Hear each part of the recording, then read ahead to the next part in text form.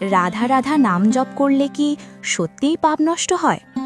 মানুষ বলে রাধা রাধা নাম জপ করলে পুরনো পাপও নষ্ট হয়ে যায়। কিন্তু এটা কি শুধু বিশ্বাস, নাকি এর পেছনে আছে গভীর আধ্যাত্মিক সত্য? ভক্তিশাস্ত্রে বলা হয় রাধা শুধু একটি নাম নয়, তিনি হলেন ভক্তির সর্বোচ্চ রূপ, আর কৃষ্ণ হলেন প্রেম ও চেতনার প্রতীক। এই দুই নাম একসাথে উচ্চারণ করা মানে ভক্তি ও প্রেমকে একসাথে অনুভব করা। এক গ্রামে এক ব্যক্তি ছিল। সে জীবনে অনেক অন্যায় কাজ করেছিল। মানুষ তাকে ঘৃণা করত।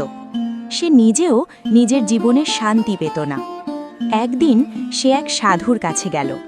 সাধু তাকে শুধু একটি কথাই বললেন, সব কিছু ছেড়ে তুমি শুধু রাধা রাধা নাম জপ করো। লোকটি প্রথমে বিশ্বাস করেনি, কিন্তু তার আর কোনো পথ ছিল না। সে প্রতিদিন রাধা রাধা নাম জপ করতে শুরু করল।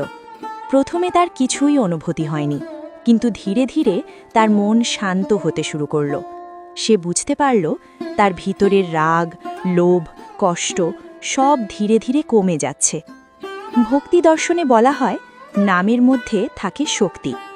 যখন কেউ ভক্তি ভরে রাধা নাম জপ করে, তখন তার মন পবিত্র হতে থাকে। পাপ শুধু কাজ নয়, পাপ হলো মনের অন্ধকার, আর এই নাম সেই অন্ধকার দূর করে। শেষে সেই মানুষটি একদম বদলে গেল। সে আর আগের মতো ছিল না। সে বুঝতে পারল পাপ নষ্ট হয় নাম জপে নয়, বরং নাম জপ মানুষকে বদলে দেয়। রাধা রাধা নাম শুধু শব্দ নয়, এটি একটি অনুভূতি, একটি প্রেম, একটি পবিত্রতা। যখন মন বদলে যায়, তখন পাপও ধীরে ধীরে মুছে যায়।